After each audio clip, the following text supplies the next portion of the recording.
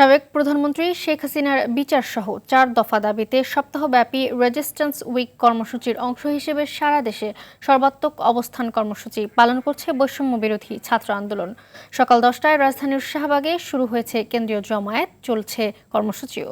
এদিকে মানবতা বিরোধী অপরাধ ও গণহত্যার দায়ে ভারতে পালিয়ে থাকা সাবেক প্রধানমন্ত্রী শেখ হাসিনার ফাঁসির দাবিতে রাজধানীর ধানমন্ডির ৩২ নম্বর সড়ক এবং এর আশপাশের এলাকায় অবস্থান নিয়ে বিক্ষোভ করছেন হাজারো ছাত্র জনতা।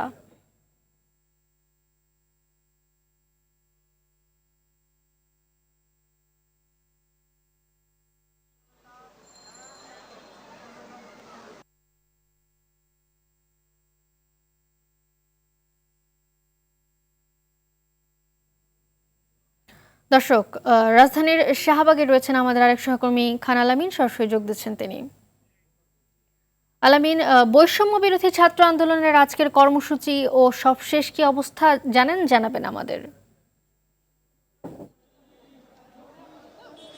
ঘণ্টাখানেক আগে আমরা দেখেছি যে বৈষম্য বিরোধী ছাত্র সংগঠনের যারা ছাত্র এবং শিক্ষার্থী জনতা রয়েছেন তারা শাহবাগ মোড়ে এসে জমায়েত হয়েছেন।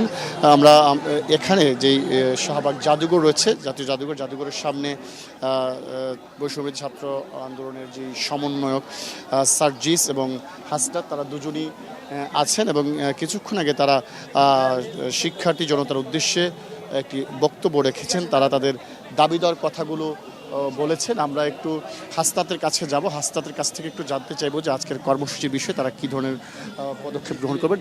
হাসনাত, আপনার কাছে একটু জানতে চাইবো যে আপনারা তো জড়ো হয়েছেন, আপনাদের কর্মসূচি আজকে কী কী থাকছে? আমাদের রেজিস্ট্যান্স উইক চলছে এবং রেজিস্ট্যান্স উইকে আমরা ৪ দফা দাবিতে আমাদের রেজিস্ট্যান্স উইকটি চলছে, খুনি হাসিনার বিচার সহ অন্যান্য যে 4 দফা দাবি। এবং আজকে আমরা আমাদের কর্মসূচি শাহবাগে অবস্থান, এবং আমরা শুনতে পেয়েছি যে খুনি হাসিনার যেই ছাত্রলীগ, যুবলীগ, আওয়ামী লীগের বা অন্যান্য যে দোসর যে সংগঠনগুলো রয়েছে যারা ছাত্রদেরকে মধ্যযুগীয় কায়দায় নির্যাতন করেছে, তারা যতক্ষণ পর্যন্ত তারা প্রতি বিপ্লবের স্বপ্ন দেখছে, তাদের এই প্রতি বিপ্লবের স্বপ্ন অনেক আগেই ভেস্তে গিয়েছে।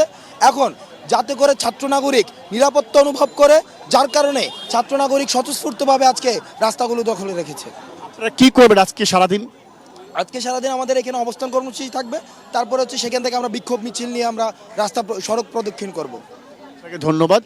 যেটি বলছিলেন সারাদিন অবস্থান করবে এই শাহবাগ যে চত্বর রয়েছে শাহবাগ মোড়ে, তবে তারা প্রধান যে সড়ক সেটি কিন্তু তারা বন্ধ করেনি। তারা ঢাকা বিশ্ববিদ্যালয়ের ভেতরের দিকে যে জায়গাগুলো রয়েছে সেখানে তারা অবস্থান নিয়েছে এবং সারাদিন অবস্থান করবে এবং তারা সড়কে বিক্ষোভ মিছিল করবে সেটি জানিয়েছে। তবে সেটি হয়তো এখন আরও পরে হতে পারে, সে বিষয়ে তারা হয়তো পরবর্তীতে আমাদের জানাবেন। আমরা দেখেছি পাশেও আরেকটি শাহবাগ মোড়ে আরেকটি সমাবেশ চলছে, বৈষম্য বিরোধী ছাত্র সমাবেশের ব্যানারই আমরা দেখেছি। সেখানেও নানান ছাত্র, শিক্ষক, অভিভাবকদের প্রতিনিধিরা বক্তব্য রাখছেন এবং সবার একটাই দাবি যে শেখ হাসিনাকে দেশে ফিরিয়ে এনে এই গণহত্যার বিচারের মুখোমুখি করতে হবে।